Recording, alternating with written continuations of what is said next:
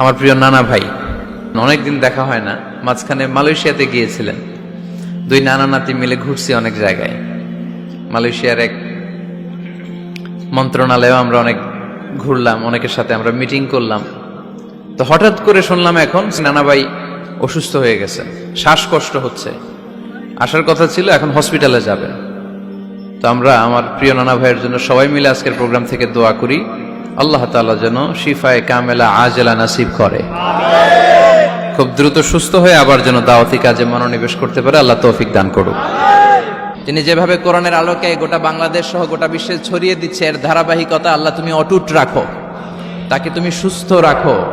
কেউ অসুস্থ হলে বিশ্বনবী পড়তেন আল্লাহুম্মা রাব্বান নাস আযহিবিল বাস ইশফি আনতা শাফি লা শিফা ইল্লা শিফাউক শিফাউন লা ইগাদিরু সাকামা। আবার পড়তেন আসআলুল্লাহুল আযীম রাব্বাল আরশিল আযীম আন ইয়াশফিয়াহ।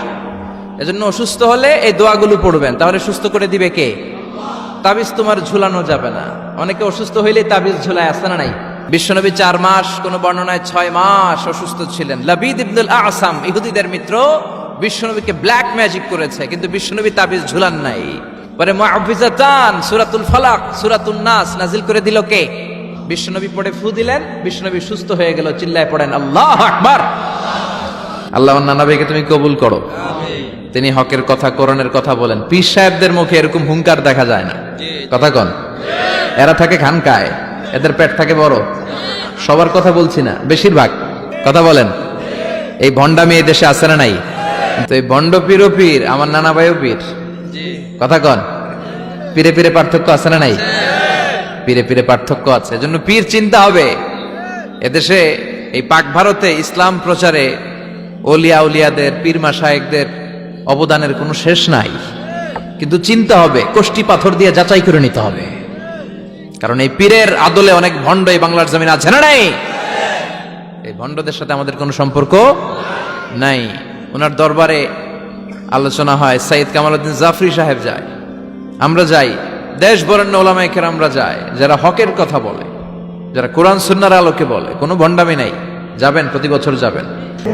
ওয়ামাল হায়াতুদ দুনিয়া ইল্লা মাতাউল গুরুর।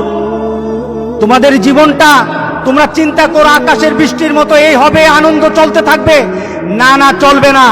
এক সময় তোমার জীবনটা হলুদ হয়ে যাবে, হলুদ পাতার মতো তোমার জীবনটা হলুদ হয়ে যাবে, জীবনটা তেমন শেষ হয়ে যায়।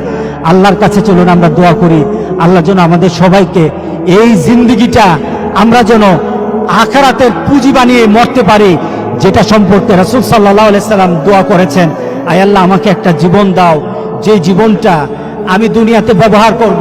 আয় আল্লাহ আমাকে এমন একটা জীবন তৌফিক দান করে দাও, জীবন পরিচালনার আমাকে তৌফিক দাও, যে জীবনটা দুনিয়াতেও ভালো হবে, আখিরাতেও ভালো হবে। যে দোয়াটা রাসূলের সবচেয়ে প্রিয় ছিল, রব্বানা আতিনা ফিদ দুনিয়া হাসানাতাও ওয়া ফিল আখিরাতি হাসানা ওয়া কিনা আযাবান নার।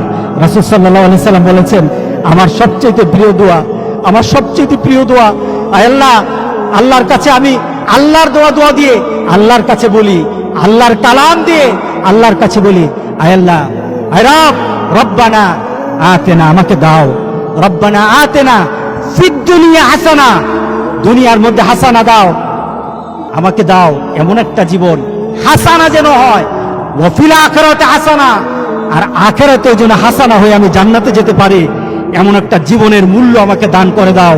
সবাই বলে আল্লাহুম্মা আমিন।